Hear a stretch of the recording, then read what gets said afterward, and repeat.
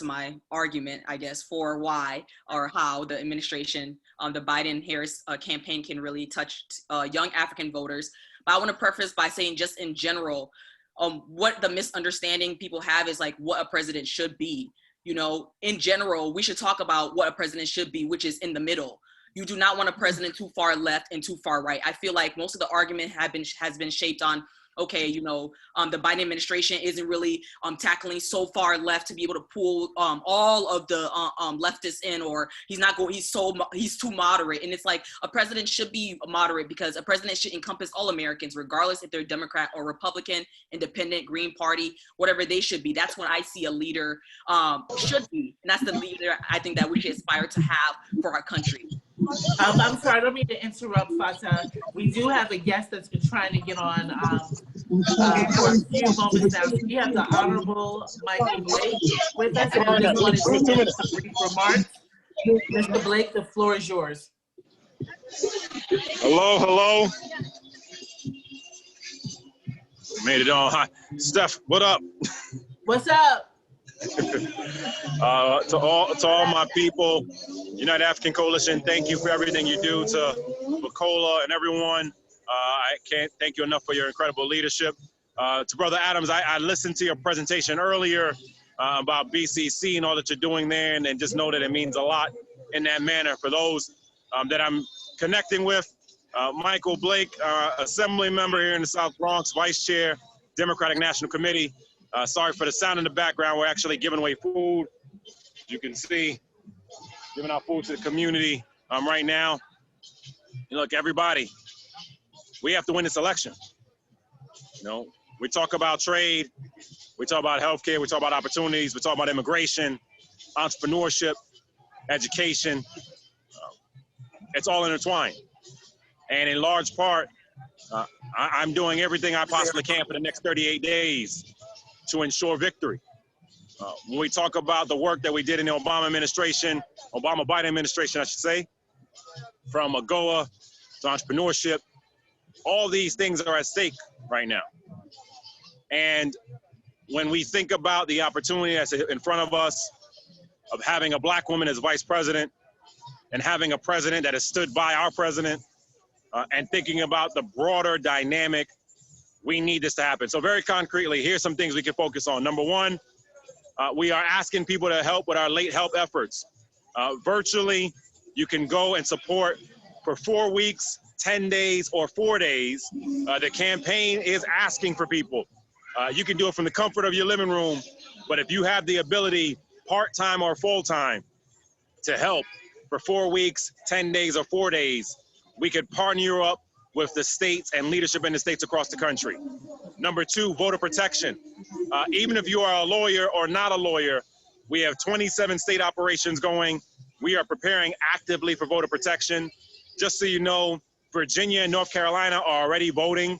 So we need people to be helping us on the ground and supporting. If you are willing to travel to help with early voting or day of voting for voter protection, lawyer or not, we will plug you in. We have a national voter protection hotline. So iwillvote.com is the website. iwillvote.com. You go in one central place to be aware of that. Number three, we're actively raising money because we are preparing for the other side. And we need money to come in quickly, not late, because the faster we can mobilize, we can do more TV, more radio, more digital, and engage in that way. We're going to have a very large African-American, Caribbean-based fundraiser this upcoming Wednesday at 6 p.m. Eastern that I'm co-hosting. I will put my email in the chat, and I'll put the link in the chat. Ashley Etienne, who was the sister that ran the impeachment efforts against Donald Trump, who joined the campaign. I'm a senior advisor, and Don Graves, who's the senior policy lead, are organizing that for us. That's Wednesday at 6 p.m. Eastern. And we're doing that because, of course, the first debate is happening on Tuesday night. And so everybody, when we talk about what's happening, our efforts here on the ground with Little Africa, our efforts nationally with the campaign, our efforts internationally, we have 38 days to save the country. And so I thank you, Steph and Bacola and everyone for allowing me the opportunity. Forgive me again for the sound outside, but we have to win. We absolutely have to win. And so we say thank you. So I'll stop there. I'll put the links in the chat. Again, join us Wednesday at 6 p.m. Eastern. Any dollar amount, $25, $50, $100, whatever you can do. Join us for the late help. Join us for the voter protection. We need you engaged to help us bring this home for the next 38 days, everybody.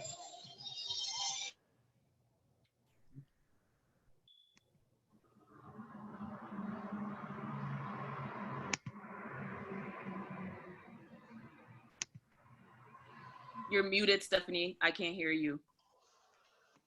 Sorry for the interruption for your remarks, but anything happens, especially with politicians who are on the go. So thank you for your patience. Thank you to everybody else on the call for their patience. And so if you want to continue, Fata, if you need me to repeat the question, I will. But if not, you can go ahead. Yeah, sorry, Stephanie, can I just say something quickly? I'm so sorry, Fata. So we're also going to go back to the Q&A for the first panel. So please bear that in mind as you continue. Thank you. Okay. Okay. Do you want me to go? Yes, absolutely. The floor is yours. Okay. I'll just go into my remarks. So basically, although Blackness is not a monolith, it's a shared experience. And young Africans living in the diaspora share a common experience of what it means to be Black in modern day America. And that shifts like the majority of the conversations we're having with one another, especially on the ground when you're talking to your friends and you're talking about even issues when it comes to equity or equality. And Africans living in the US are among one of the highest educated groups of immigrants, but education level does not triumph racism, which is the underbelly of the American experience. And I want to push back on the idea that, Africans wanting a fair and just and equal America are leftist ideals. Our drive for that is for social justice and fairness and a justice system that is what attracted most of our families to cross the ocean to come to the United States. That is what we dream of when we talk about the American dream.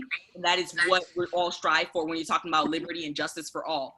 And those ideas of liberty and justice for all American citizens is nonpartisan. It is one of humanitarian lens. And in terms of like Black Lives Matter and the movement of young Africans or the involvement of young Africans in the movement is a reality that we face every day. From microaggressions in the workplace to being followed around in stores, interactions with the police. If I always say this, like if the KKK was coming to hang all Black people today, they will not separate Africans from African Americans, Caribbeans. They will. It's Black, and Black is just being categorized in that category. And not only are we in solidarity, but we experience these same things that is crucial for us to be involved, like Michael Blake said. And we have to acknowledge the fact that Africans profit from the sacrifices of African Americans who have made ways in terms of like the civil rights movement, in terms of the Immigration Act. And so it's important that we are in this fight and we're invested in this fight. Also, we must acknowledge the idea that African immigrants being deemed as like the model Black and the issues that have caused a division in the Black community. But at the end of the day, Black is Black. And we must be at the forefront when it comes to issues that affect our community. In terms of not necessarily free, but affordable healthcare for all. Most young Africans have their parents who are essential workers or they are essential workers. We talked about that earlier. During COVID, we addressed that with the earlier panelists. We've seen the lack of care for the system for our communities. And our communities have been highly affected by COVID. And when our families are talking about, the differences between where we're from or where our parents grew up and why we came to the US, access to affordable healthcare is an important topic or conversation that is being discussed. And so it's really important that we center our conversations around issues and our values of why it's important, ideals and what really leans Africans left or wanting to be Democrats, especially young Africans. These are issues that affect us every day. Diana already talked about immigration policy, but also small business policies, right?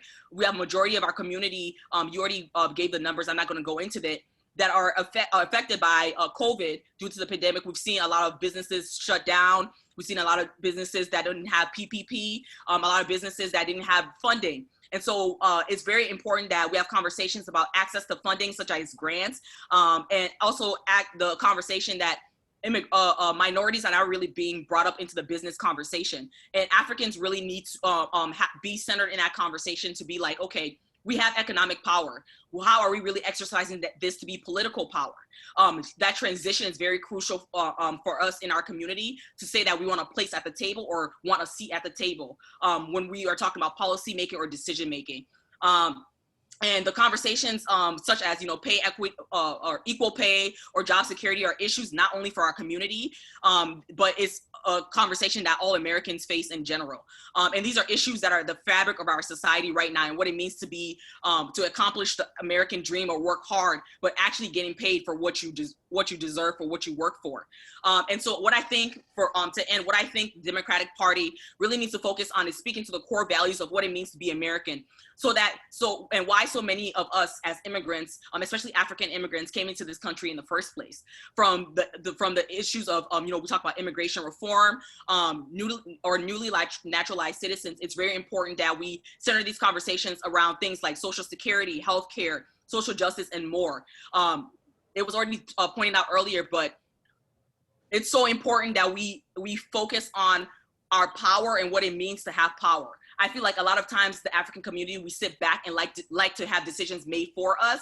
But right now it's very important that we see ourselves reflected in the decisions being made on behalf of our community. When I worked for the 2016 election cycle for Obama for America, when I worked for 2016 for Hillary for America, there was not an African diaspora for Biden. There was no committee that was focused on, or African diaspora for Hillary or African diaspora for Biden. There was no really ethnic community that was focused on addressing issues or bringing us to the table to have people speak on behalf of our community. And right now we have that place, and it's so important that we really build that network and really support each other instead of addressing just like the fragmented issues that happen in our community.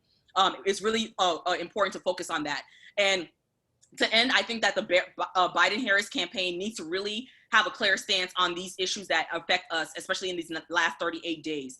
Right now, what we see is very broad policy and addressing just immigration reform or issues in general. But what young Africans want or young people want is talk about specifics. If you actually want us to be excited, want us to come out in numbers to the polls, like Obama did, Obama had his policies on his website really early on. And so young people were really excited to see, okay, we're seeing ourselves reflected in these issues that affect our community on a daily basis. The campaign really needs to figure out a way to center that, especially when it comes to contacting young Africans or contacting young people, especially in these last crucial days. And like I said, talking about issues like police brutality or talking about issues like healthcare reform, those are issues that just not plague our community, that plagues a lot of communities in general. So we have to be clear about the lack of adequate solutions to the issues that our community is facing. And so that's where the Biden-Harris campaign can really separate itself from the current administration in these last days. And honestly, what I think is that young people right now, we know that we have to vote, because we know that what is at stake. It's not that young people are not trying to vote or don't feel like they need to vote. We know what is at stake. The issue is that we feel like we're not being reflected in the decision making. And so even the Democratic establishment needs to stop pushing young Africans or young voters to say that they're too progressive for the system, and being able to actually include them in the decision making to come up with a solution that is moderate enough that works for all of the parties that are involved, or else you're going to start creating a separate party that is going to be focused on more progressive issues that's going to separate itself from the Democratic establishment. Thank you so much, Fata. And what I'm hearing consistently from a lot of the remarks, it's messaging, messaging, messaging.